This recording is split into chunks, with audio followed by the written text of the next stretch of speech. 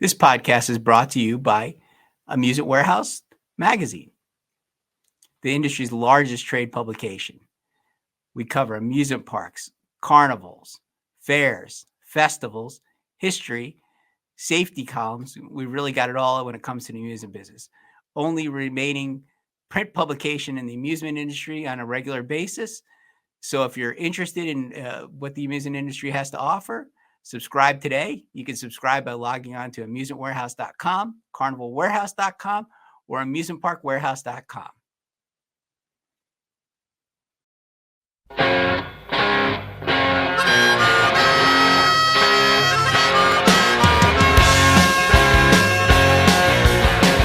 Welcome to another edition of the Amusement Warehouse Podcast. Today we have with us Nancy Smith, the general manager of the South Carolina State Fair, and also one of the nicest people you ever want to meet.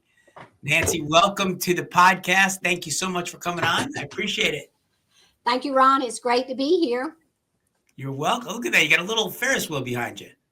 Yes, I do. I've got all kind of fun toys in my office. Is that your office at the fairgrounds? Yep.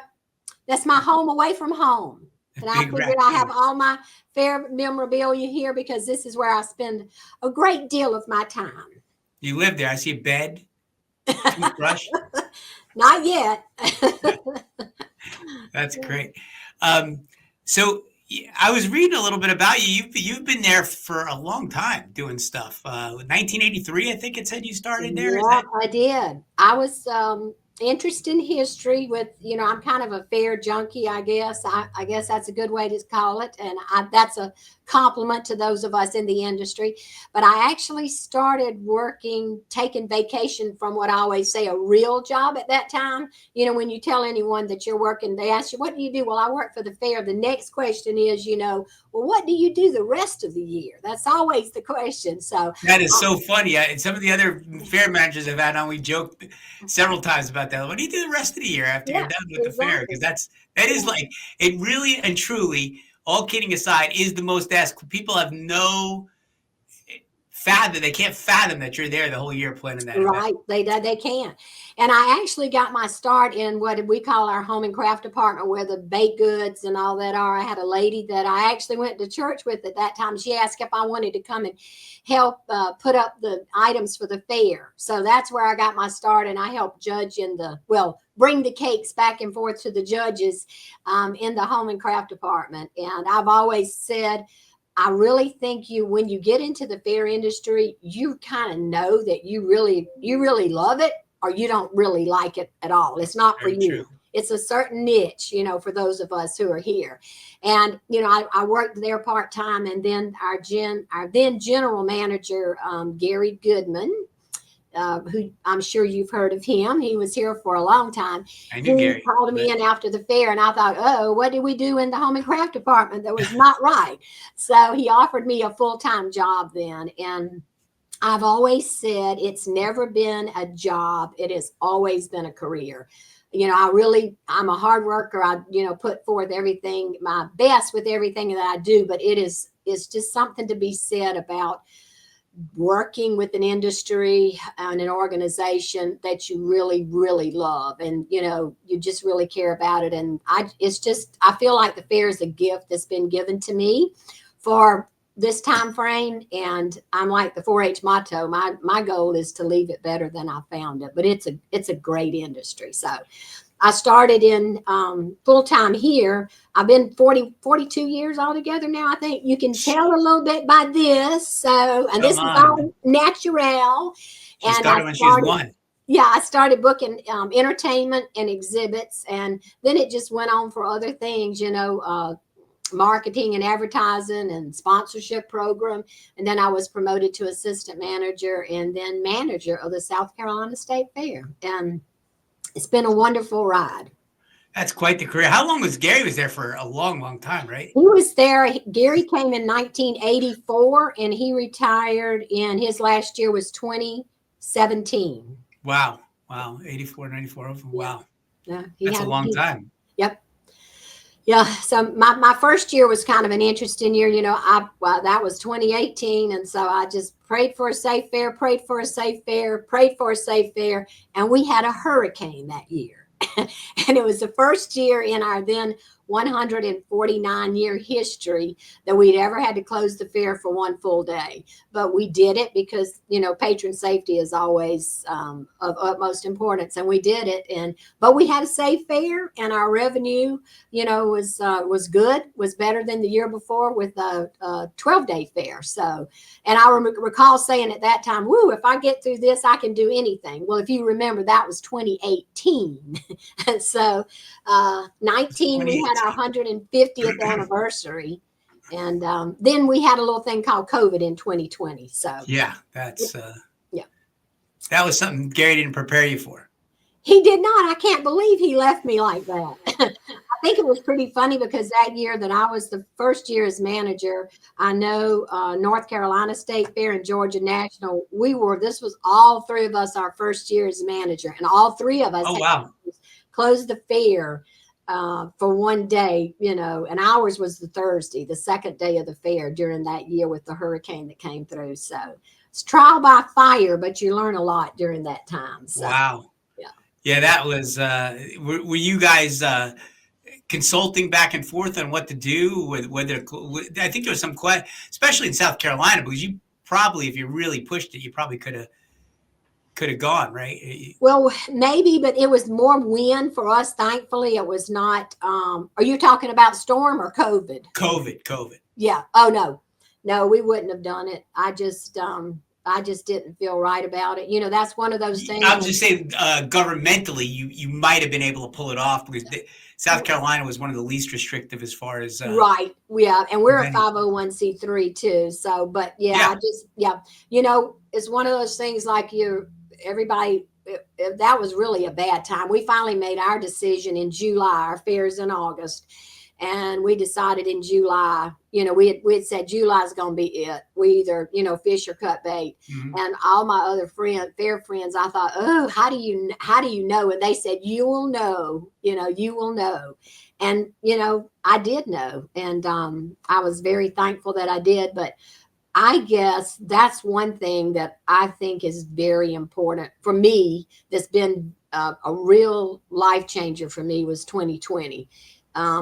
We did have a drive-through fair that year. We not only had a drive-through food fair where people came through and they could buy their food if they wanted it, but at the South Carolina State Fairgrounds, we had actually a drive-through fair. We started, it was all in the car. You had your ticket booth to start with when you drove in, and then you had a little stage set up with a metal band.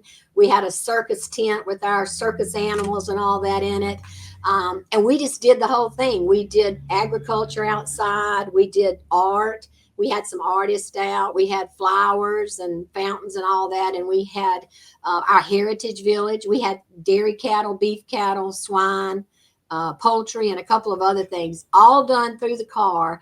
And then we showcased the scholarship program and home and craft and all that. But what really got me that year about when COVID came on was the fact that the letters and the calls that we got at the state fair from people that said, thank you for having the fair, that, this is something that we've been doing for years and years, and it's a tradition. And everyone was so, by October, they were just, it was not a good time for people. And they said, you have no idea how much we appreciate that. And, we were looking forward to the fair, and just, if we had to not come at all, that would have just been one more, hammer to us. And we got letters, and especially one from a lady that said that year she had lost her father earlier in the year, and it was a huge tradition for them. And she said, you just have no idea. So we've kind of formed a relationship with those people. And it really taught me a lesson to don't ever take anything for granted, and don't ever think, that you're not,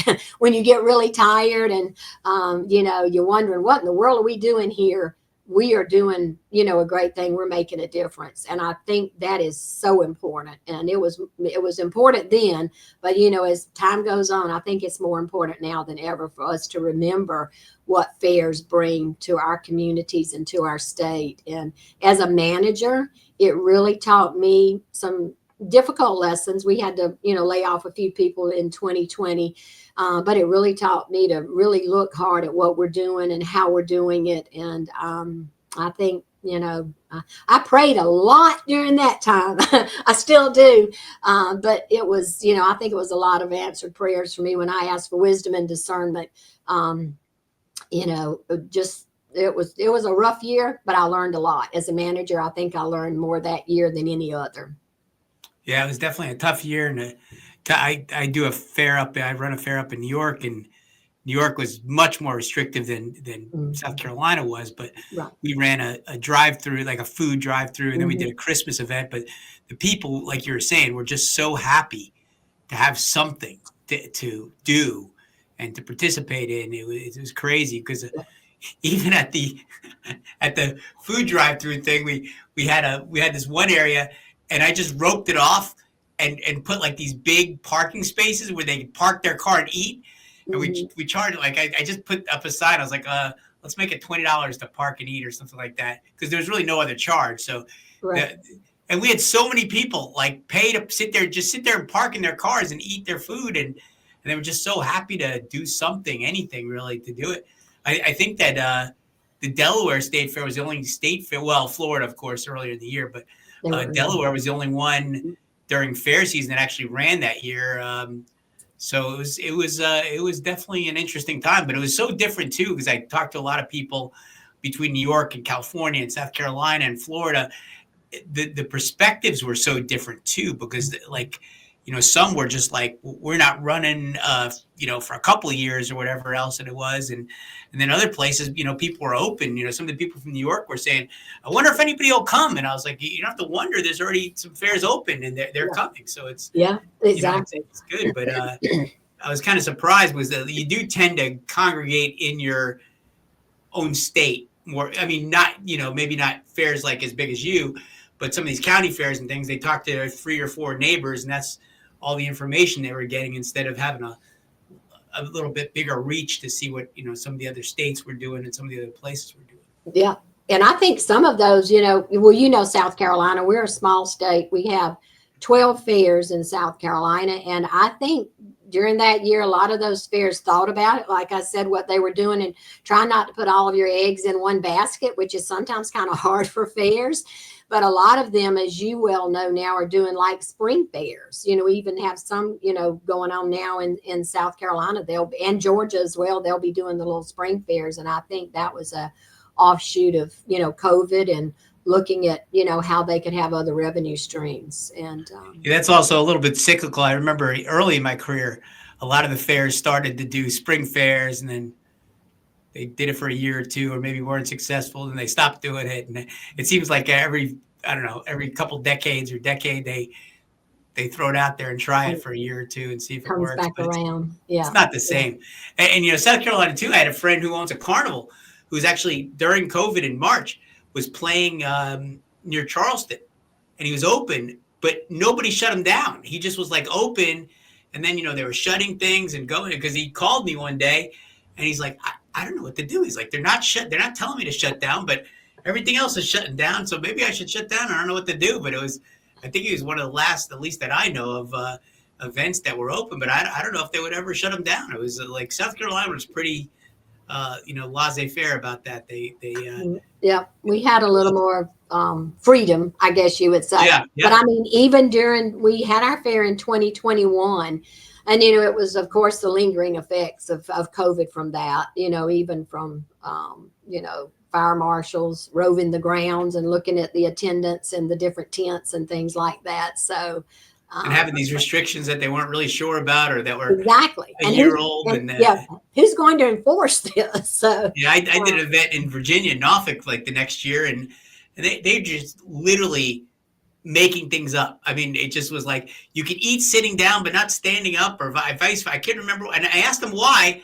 They had no idea why. They were literally making it up as they went along, because they thought maybe that something wouldn't travel by. It's crazy when you really think about it. I mean, if you took biology or do anything, but it was just, I think people were just reaching for trying to figure out something, or maybe they were just an administrator and they had to come up with a plan, that they had to submit. Mm-hmm. So they just were writing things down to like, oh, okay, you have to twirl around 3 times and spray yourself with some spray, and then you're okay. It was weird, but we Well, did learn a lot. I mean, no question about it. But, exactly. Well, I do know, as I said, during our time there, boy, people really, they flocked to the drive-through fair. And our concessionaires, they had, other than Florida, as you said, they were so appreciative to have some business. yeah, And we were just blown away while the way the drive-through worked. I think with us being in October, we were the beneficiaries of how some of the other food drive-throughs had done. And so we knew what not to do, what they had done. They told us, don't do this. So we had a pretty well-oiled machine with that. But it was amazing. People waited in line, like 2 hours. They just drove through, and they would do it every day and a couple of times a day. But I worked the parking gate. We didn't charge for parking, but I worked, when the folks were coming in, and that's where we heard the comments, and, of course online too. But it was so great to see the kids and the families and the moms and dads, and then the people that were going back and forth to work that had not been doing that for a while. They were just so appreciative. yeah, it was a big thing to be able to park like with mine. It was the craziest. They have a racetrack there, and they were they would have car races, and they had they have a drive through area. It's like you park your car and can sit there, and they were going to run the races and park and watch the car, and then the state came in and said you couldn't do that either, and they said why not? And they said because you could have drive-in movie you could have, but they were just like we're not going to let you, and if you do it, we're going to take away your liquor license. So it was just all over the place. It was a weird time. It's like hard to even think about now, when you're I know years removed. It was really a different time. Yep. Getting back to your first job was entertainment director. Now, did you I know you now don't have sort of big name acts or stuff like that, but did you at one time have bigger name acts, and how was that learning process to have to get into that business a little bit? And it's not the easiest thing in the world, especially now. It's impossible, but I know entertainment's another thing that's really changing as we go along. That's a great question for us for South Carolina because we've done something a little bit different. But yes, in answer to your question, Gary handled most of that, and we worked with Jimmy J at that time with Jason Promotions. That's who we started with for our grandstand entertainment, and we had ticketed grandstand acts. But by the time I came along as manager, we could see that, that was really, we were struggling in that regard, where our budget was not that big. And it was getting to the point where, if you got them at a good time going up, that was good. I think our budget for our grandstand acts was probably $400,000 or $500,000 at that time. So it just got to the point that we were really not able to bring in acts that would really, get the crowd energized and, want to start buying tickets for that. So we made some changes along the way. But the reason we did that in South Carolina when we first brought on the big grandstand act was really to get, that push going for the fair. I remember the time when we started our advertising for our October fair in June. Which when you think about that now is crazy. I told you I've been here forever, but that is true. I remember that. And we would send those, we had the big ads in the paper where there was no such thing as, doing it online then, but, you would write in what you wanted to come see, mail in your tickets and stuff like that. I mean, mail in your checks for the grandstand artists. And it was a big push. It was used as an advertising tool, to get people all hyped up for the fair. But then as time went on, we really were not able to get those acts, that would be bringing people into the fair.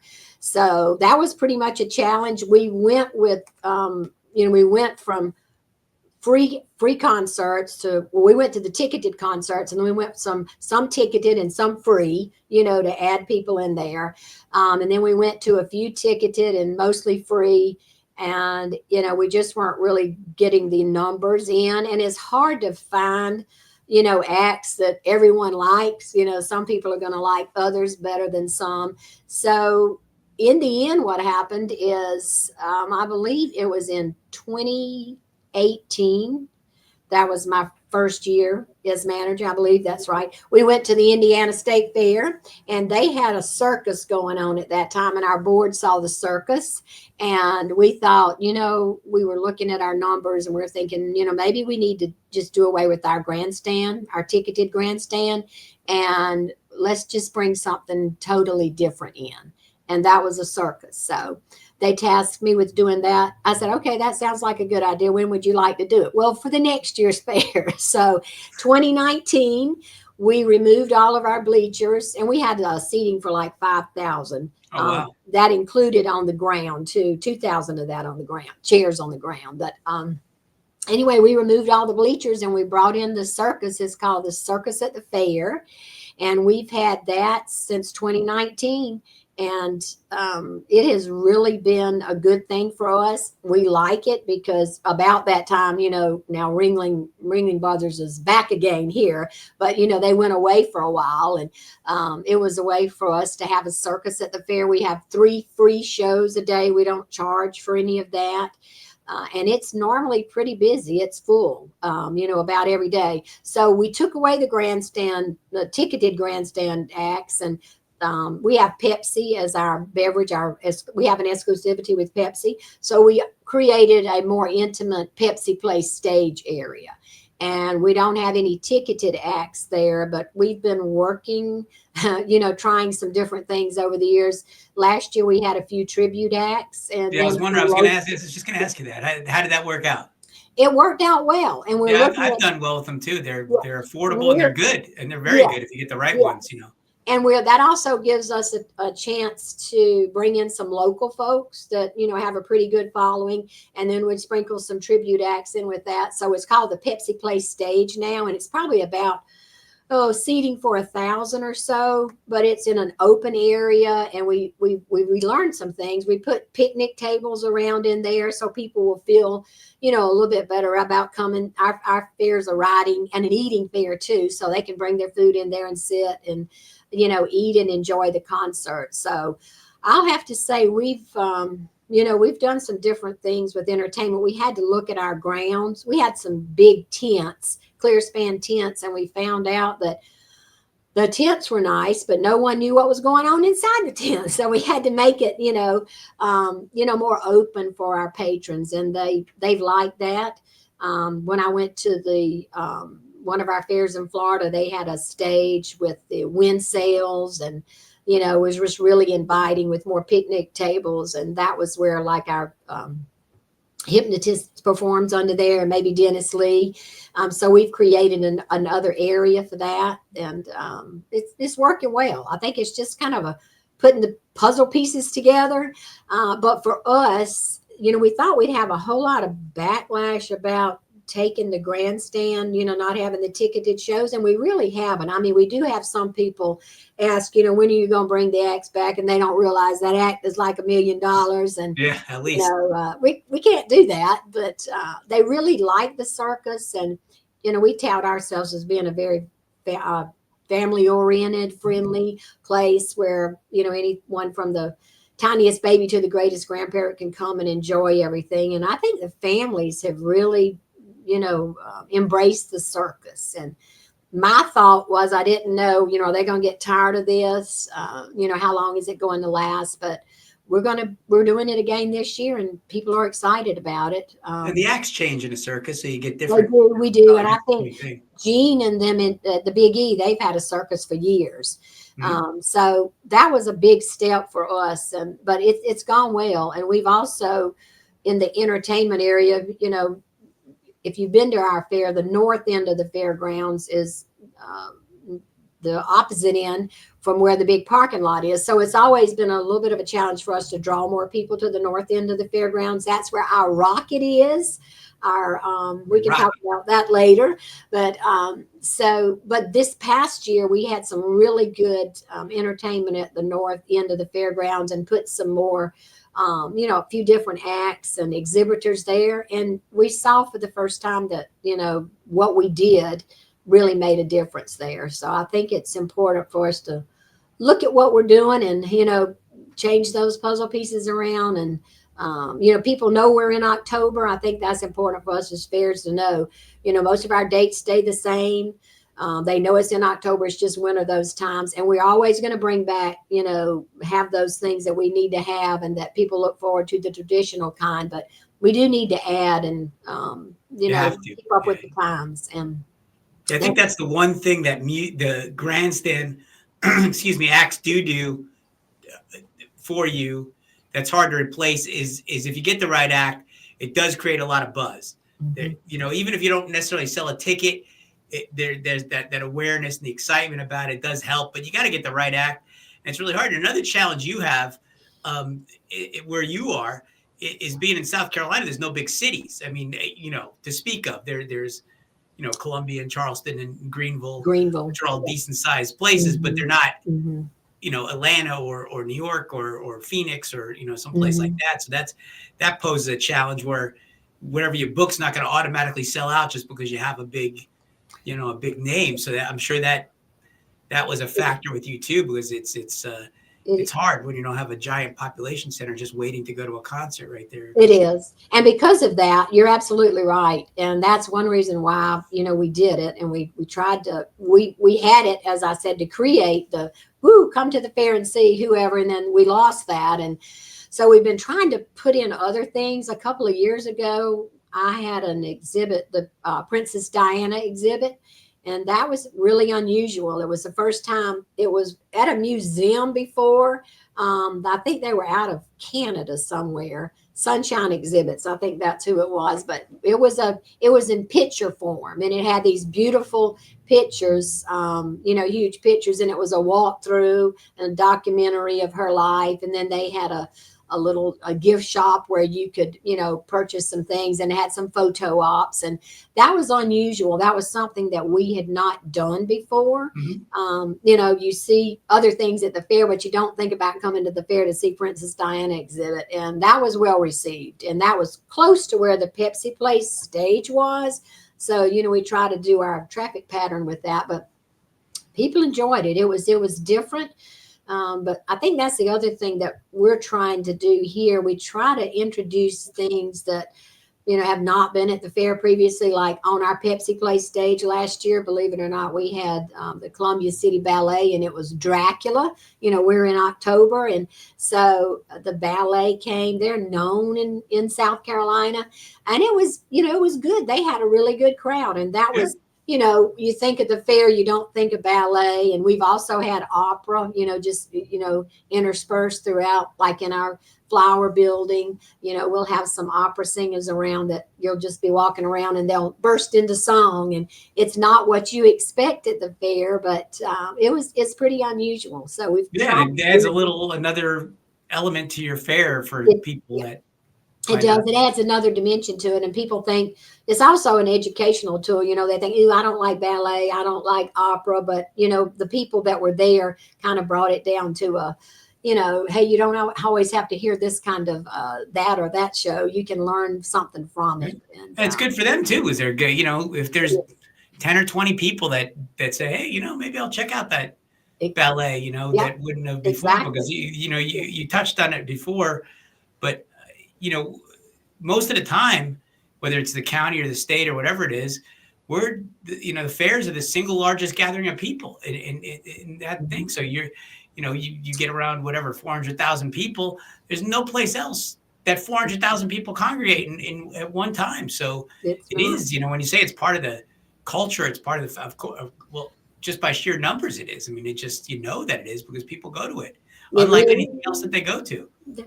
No. And, we always say too, if we're doing our job right, they should be in a good mood when they get here, and they want to, enjoy themselves and, see everything that they can. So it's, we're kind of an unusual thing. And we are the largest event in the state, and we had a really good fair last year. I think we had one of the best fairs we've ever had. And I think we're beginning to see, we're kind of moving in a upward direction. So that's good. Great. So.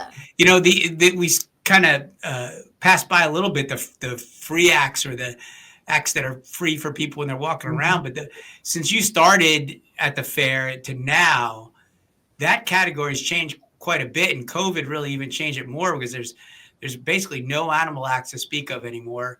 I don't know if you had them, some fairs did and some did, but there was lion and tiger show, or there was all kinds of exotic things that really don't exist anymore. There's maybe one or two that are hard to get. There's and it seems like things are consolidating. Like there's 85 racing pigs, and there's a lot of those acts that have like a modified, so not the circus on the scale you have, but where they have a globe of death, and then they have one other act, and then a comedy act, and there's like 10 of those people that have that sort of thing. But I feel like the diversity is kind of shrinking a little bit, which concerns me, because there used to be a lot more difference, but it seems like things are shrinking a little bit, which is tough to make a choice when you go to the convention or you're looking for something new, something different. Yeah, it is. And, other than our petting zoo, we have our petting zoo.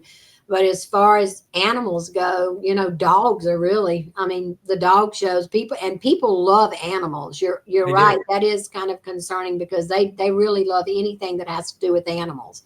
And, we've had the dog shows, and they come to that, but it is a little bit of a challenge. In the circus we've had dogs, and then we had horses, but you just you have to be careful about. It seems like you have to be careful about a lot of things these days. So yeah, but it was always fun to see all those different.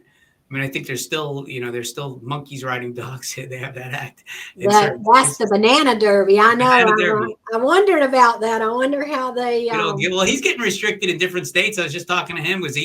That's probably my favorite act. Whenever I run an event, he's when I first. But I live in Virginia, and I try to book him at an event I'm doing in May, and he's like, he said they went to a zoo and confiscated all the giraffes or something because this was the last.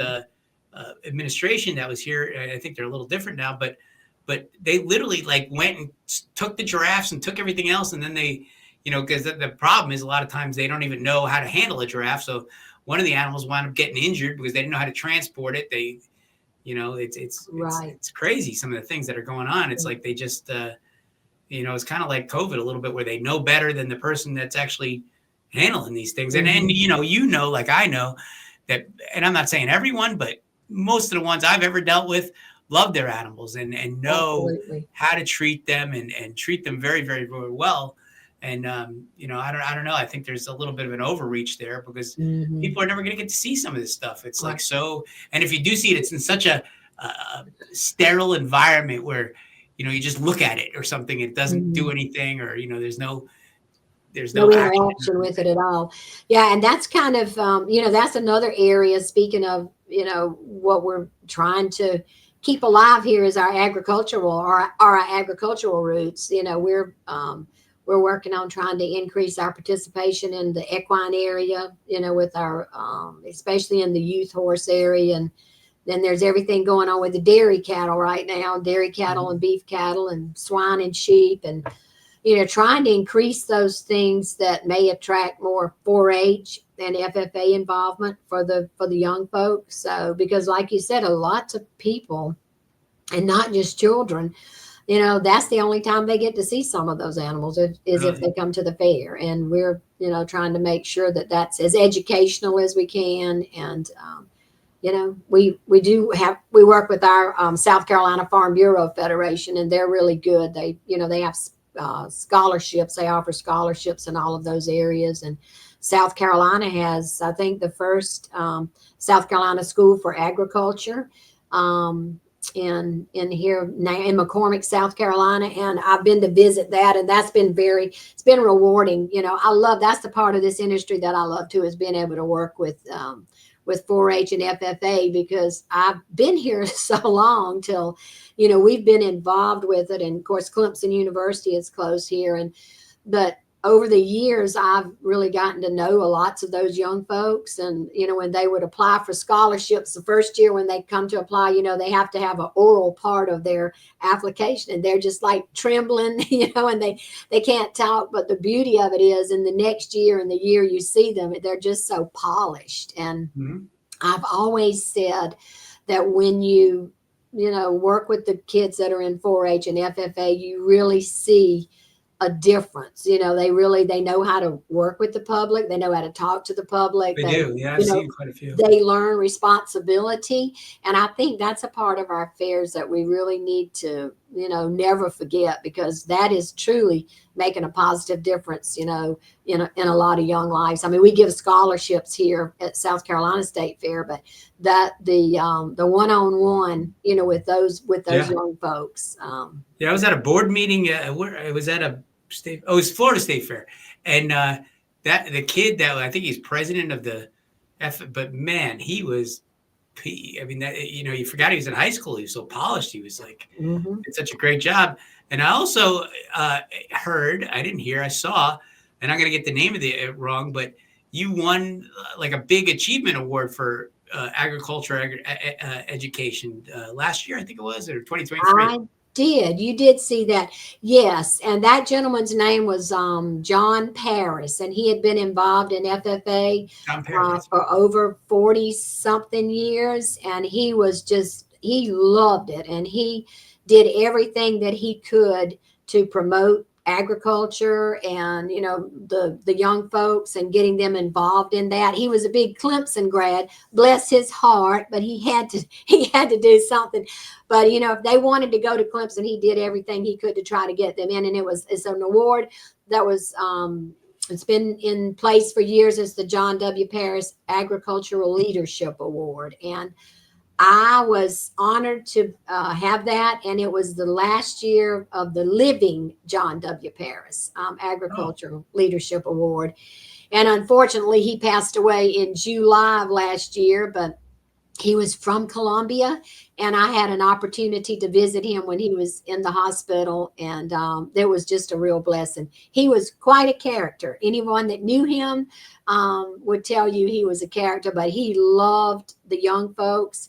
And that's when you say some things are concerning, those are the kind of people that we need now. We need those people to be in that background fighting for our youth. And he loved it so much. At his funeral, there was hundreds of people there, and I went to the service, and there's a organization, a company here called McLeod Farms in upstate, and he died in July, and he made sure everyone had a peach from McLeod's Farms when he left his service.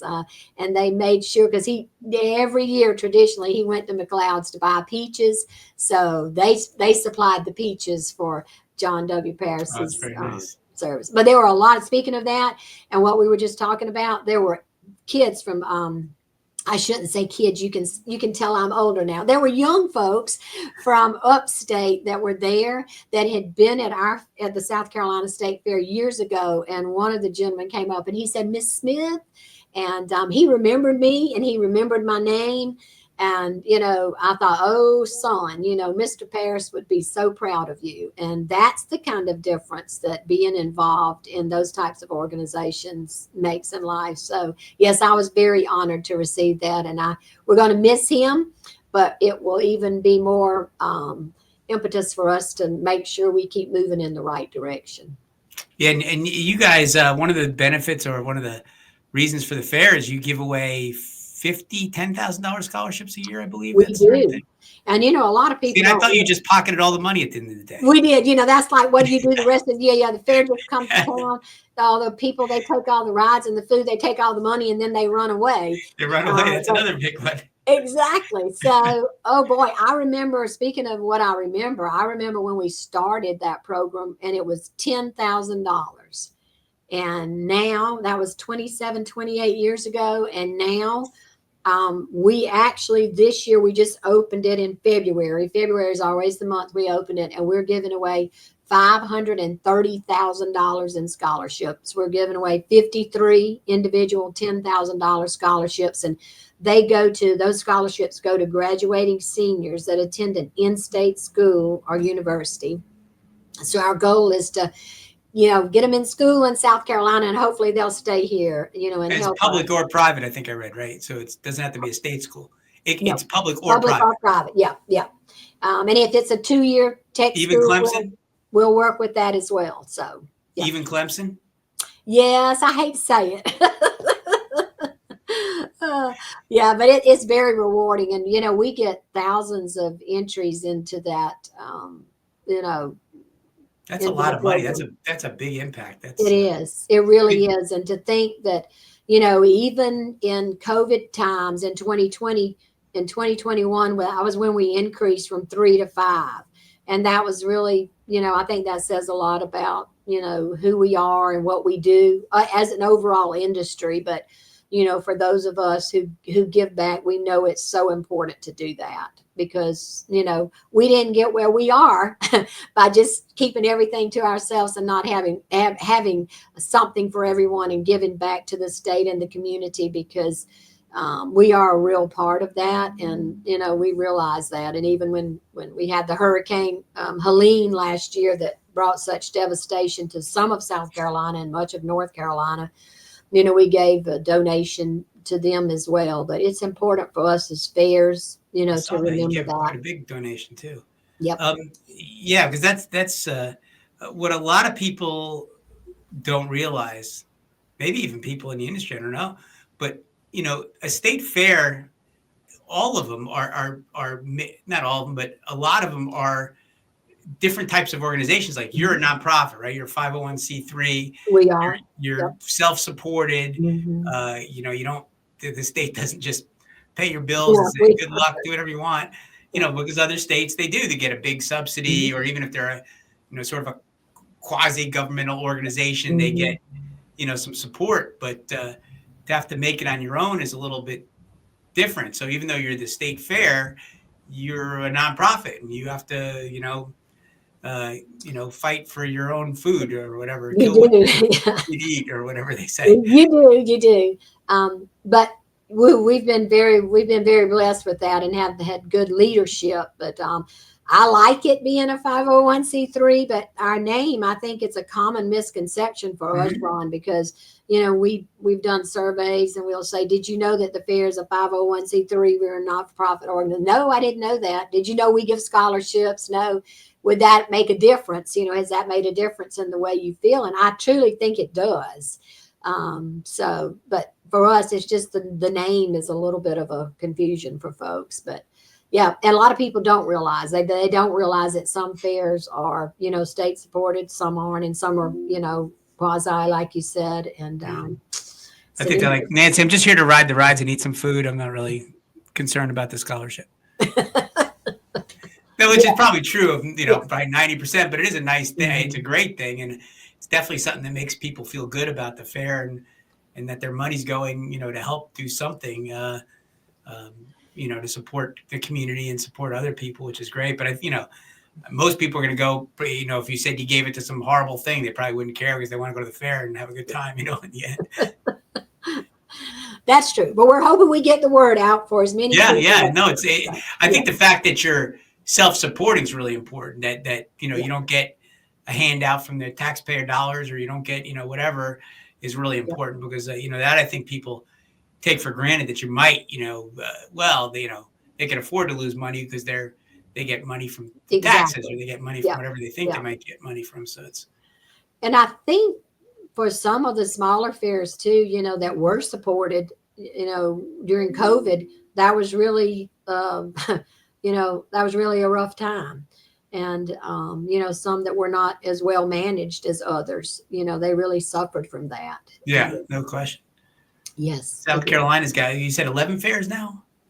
We're at 12, but 12. I'm unsure of one of those. So yeah, If we're it's the one I think about that I work with, it's not looking good. okay. I think that's the one. Yeah. Yeah, we're looking, but I don't know. It's Yeah, hard when you don't have land. I know. Yeah. Yeah, and I have a real heart for that. I'm the current president of the South Carolina Association of Mhm. Fairs, and you know this. We joined with Georgia. I think this has been 13 years ago. Has it been Um, 13 years? Holy crap. yes, can you believe that? And No, I we've can't. had a great relationship with them. But I really have a heart, for our fairs, and we're going to try to. Oh, that's my goal is to leave them better than I found them too. And There's a few that have gone away over the year. I can think of a couple. I think there's one in like Camden, South Carolina for a few years. There was one in Monk's Corner used to have a fair a long time Yes. ago. Yes, and they tried to get another one going in Buck's Corner, but they didn't work. So, um, but But yeah, the fairs you do have are really solid. They were always. I remember when you used to be on your own with your own convention by yourself. oh, That was like very early when I first started this business. It was at some place and there was a pool in the middle and I it was know. great. I used to love that convention. I think that was even before my time. I found a so-called agenda for that meeting, and it was like, what is this? So, It was like 92 or 3 or something like that, probably somewhere around there. oh wow, yeah, okay, You were well, on your own and then you joined with North Carolina for a few years and then yeah, we now with Georgia. now with Georgia, and we also have a spring meeting in June. We've tried to add another dimension to that, where the Georgia Board of Directors come, and then all the South Carolina fairs come, and we have we have another meeting, and we talk about our convention, and we have some speakers and things like that. So it's been good, and as you know, we couldn't have a trade show on our own with South Carolina with just the few fairs that we have. So that's really helped us in that regard as well. You do, and it's a good convention. It's what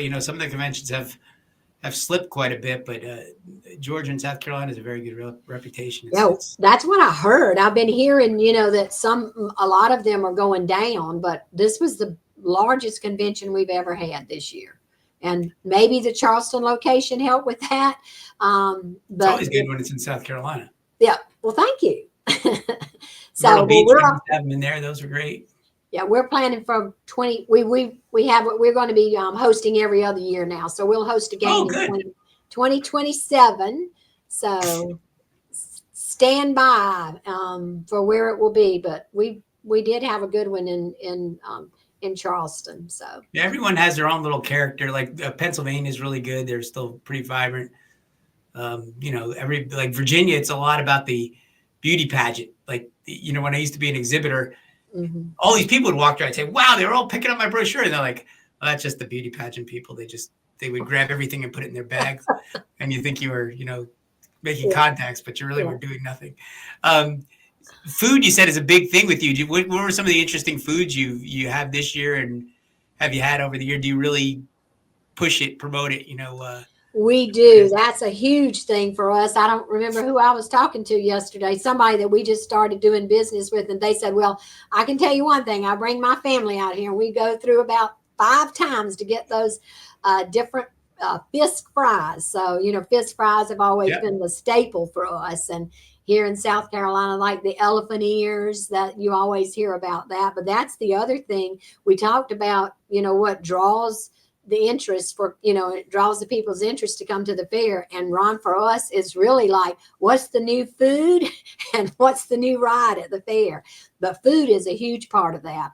And I mentioned earlier that we have a rocket on the grounds at the fair. Yes.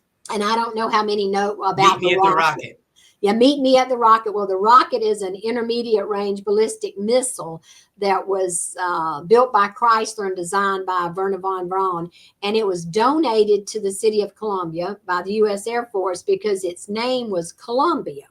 And you made sure you deactivated, right? Yes, sure. Definitely. Okay, good. It was donated. Yeah, it was. I'll let you know. Keep you posted. It was donated in the early '60s, and in 1969, it was erected at the north end of the fairgrounds, and thereby came the saying "Meet me at the Rocket." And we had, you probably know, I can't remember the first lady's name that was Meet Me at the Rocket, but the second one was Miss Higginbotham. And she was our voice of the rocket. So rocket is a big thing for us here. And one of our concessionaires decided, I think we would like to do rocket sweet tea at the fair. So they created a cup. I may have my cup. Do I have my cup? I do, right here. This is our rocket sweet tea at the South Carolina State Fair. Yeah.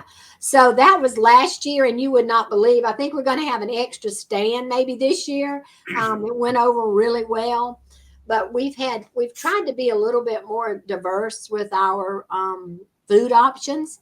People love the same thing. They love the staples that are here. Like one of my favorites is, as I said, fish fries and the jalapeno corn dog. That's Daly's dogs that have been here forever. But last year we had like the fried taco, and we brought barbecue. Barbecue is a big thing in Big South thing. Carolina. And we thought several years ago, we really need to have barbecue at the fair. We didn't have any barbecue.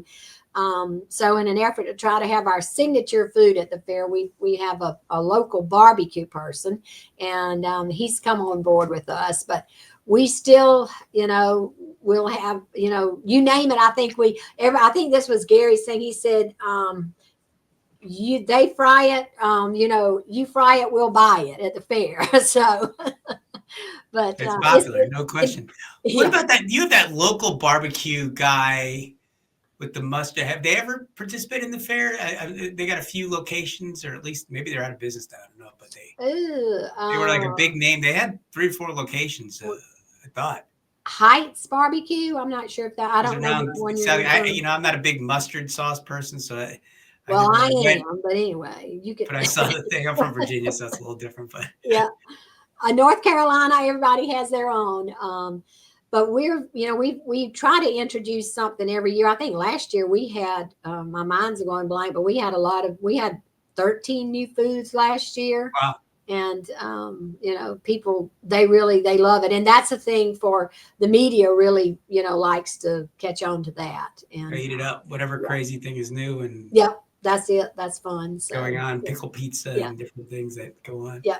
Exactly. Yeah. I was talking to Mike Knott from the CNE, and they have one of the most diverse food offerings you could possibly even imagine up there. But, we were talking about like introducing new things, because like you said, there's things that are popular, and they're popular for a reason, because people want to eat them. And then, sometimes you say, oh, I'm going to bring in whatever, this thing, because it's healthier, because it's this. And then, the poor guy dies. He doesn't make $4, when he's sitting there. But you kind of can't force the market. They got to mesh. There's got to be a demand for it, and you got to serve it. So, sometimes you think you came up with a brilliant idea, but it doesn't do very well because it's not really a fair food. It's not a fair food. And we have to be careful. We want to, we like to say this is 12 days, you can't get this, but just the 12 days. So we really try to be cognizant of that as well. But we also have to know that folks want some other options. We added seafood last year. I knew it was something pretty big that we added. It went over well. It was our first year, but we'd had it, but maybe just 1 year, and then it kind of went away. But this is a local person that does seafood, so we'll do that. We had the dill pickle pizza. That was Spaghetti Eddie that's been here forever. But that's one of the things that we just just kind of came about. But people have they love that dill pickle. I thought it was gonna be terrible, but it actually wasn't too bad. I had mine from Rick's Pizza, Ricky Yuckmar, and yep. I said, Ricky, this looks disgusting, but it wasn't too horrible. No, I actually liked it. It was good. And I had that fried taco. It was good as well. And I saw them at the Big E when I was there, when we visited. And if you've never had one, I used to run a fair up in New York, and I had a guy, it was a Zeppeli guy, like the difference in funnel cakes, elephant ears. Up in New York, you have Zeppeli's dough balls, but he did a fried cannoli one time. Ooh. That was amazing. I couldn't believe how good it was. It was absolutely amazing. Fried cannoli. Well, that sounds good. I'm getting kind of hungry now. We need. Yeah, it was really good. Because it still stayed like the cream was delicious, and I thought it would ruin it, but it didn't. Yeah. Who knows? Yeah, and then there's the Krispy Kreme donut burger. When that came around. Yeah. That's still around, and it's still pretty popular, but you don't hear quite as much about it as you used to. But it's a fad thing. Because they all have stomach pains. That'd be rough. From a marketing standpoint, we touched on it before with the concerts and things, because you have, a relatively, Columbia is a decent sized city, but it's relatively small. But to be a state fair, do you reach out to all 3 of the major markets in South Carolina plus? We do. We really reach out, all across the state. And this year, we're trying to make more of a reach with I think they call it Latinx, our Hispanic population now.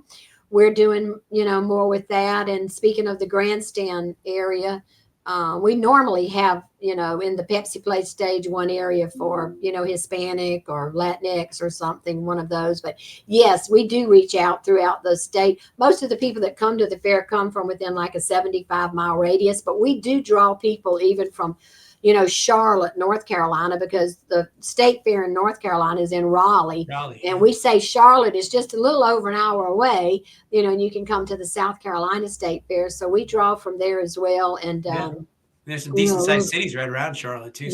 Yes, there are. And so it's been interesting. We work with an advertising agency called Flock and Rally. They're in Columbia here. They're a local agency. And last year our theme was 46 reasons to celebrate South Carolina, which is part of the answer to your question. And there are 46 counties in South Carolina. So that gave us an extra little bit of emphasis and an extra way to try to, grab all of those people from each county and make everyone aware. We did an exhibit for each county, and in our roof building, we had 46 different exhibit areas, and each county displayed their own items. Now, full disclosure, I got that idea from the Wilson County Fair, Tennessee State Fair, when we went to visit, and they do a great job of that, but we tried that. But that was a way to, help reach out. And through the years, we really have built some really good relationships with all of our, television stations here, with NBC, CBS, ABC, Watch Fox, and they all are very supportive of the South Carolina State Fair. So that's what's been being around so long. I know, like in Charleston, this is not anymore as much, but back in the day, they used to broadcast. They were real supportive of the South Carolina stations. Did they do the same in Columbia? They used to broadcast a lot. They would have a little booth, and they would. Oh yeah, they do. And actually, last year, WIS, that's our NBC, when they were back, they were live on grounds last year, and that's the first time they've been back. That's another thing that COVID has kind of changed. We know that COVID and technology, I guess, will put that together. But WIS was on grounds last year, and then WLTX, and all of them are, they're very good about that. And they'll have us on in the morning to, we try to get them hyped up about what's going on at the fair. We've even gone there and taken the food items so they can test it and, try it. But they're really good about supporting. But it's good for them too, because the ratings on broadcast TV have shrunk so much, but who's really even watching that much anymore? But you are an event that draws 400,000 people. So by them going, right, they can actually maybe attract some more viewers for maybe they switch to the one that's at the fair. Maybe it's good for them to actually get more viewers and get things, because you're bigger than they are in a lot of senses. Yeah, it's a win-win, for both of us. It really is. And I think that's been, I'm seeing a little bit of a difference in that. And I hope we can, get some more, exciting things going on with that. I mean, we've had them, well, this, you've heard it from before, but we've even had the marriage on the Midway, and, some of them have been very supportive of that. So last year, one of the anchors, longtime anchors that had been in Columbia for years and years and years, Joe Penner, he had a show for the kids in the early morning hours on WIS called Mr. Knows It. But he was a part of our fair forever, and he passed away earlier in 2024. So we had a Joe Penner Day at the fair. We had it celebrated. Joe Penner at the fair. And that was a pretty neat way to involve the media. A little bit of a sad way, but I mean, he was a real icon at the fair, and they wanted to remember him, and we worked together to do that. So yeah, things have just changed so much, even at a big fair, if I'm doing media or buying media, it's like the broadcast TV, I know they still get some of, especially the older audience, but for all intents and purposes, anybody under, I don't even know the number. It's pretty old, like 50s, they just don't watch it anymore. I mean, it's just not even a thing. You look at it and forget it. Yeah, somebody's in their 30s or 20s, and what are you talking about? The broadcast news, it doesn't even exist. What is that? Yeah. Exactly. I mean, I've been here so long. I remember all the radio stations were on ground. Yeah. All the radio stations, all of the television stations, everybody had their own booth, their own stage, and seen a lot of change. But the fact that people are still coming and our numbers are up, that says that You're reaching them somehow. We're reaching them, and the fairs are offering things that people want and need. So I think that's yeah. Well, we only got a minute left, but where do you see as the fairs are still? I mean, you just said fairs are still relevant. You're still doing your thing. You think there's a positive long future for fairs and events in the country? Well, I'm certainly more of an optimist, but I do think that. I also think that, just as everything else in life, it's up to us, those of us who have been here, to make sure that we don't lose sight of that. But I think, it's a good time we do need a revival. I mean, in South Carolina, we need a little kickstart to get us here going with all of the fairs, and to be reminded, of what a difference you make. And I think the way we do that is, we have our support of our IAFE, the International Association. And I think our networking opportunities are something that, I've always said other organizations don't have that, because we're not in such a dog-eat-dog world. We're here to help each other. So my prayer is that we would always remember that, and to know that we're all here to make the best better. And, but it's a responsibility for each of us to do that. And we know we have to look at, we can't look at everything that was behind. We have to look to the future, and to know how we can do that and survive and continue to bring, the great traditions that fairs bring to folks. And continue to bring things that are new and exciting, and bring people out there. Nancy, thank you so much for coming on. Okay. It's always a pleasure to talk to you. All right. Thanks, Ron. Thanks for all you do for us. I don't do too much, but I try. Thank you so much. Thank you. We'll talk to you soon. Thank you, Nancy. Thank you. This podcast is brought to you by Innovative Ticketing is the ticketing source made for the amusement industry. Our staff of professionals can guide you through your setup, assist with customer service, even on the weekends when you most need it, and help increase your sales through promotions that work. Innovative Ticketing is the ticketing source made for the amusement industry. Sign up today at innovativeticketing.com.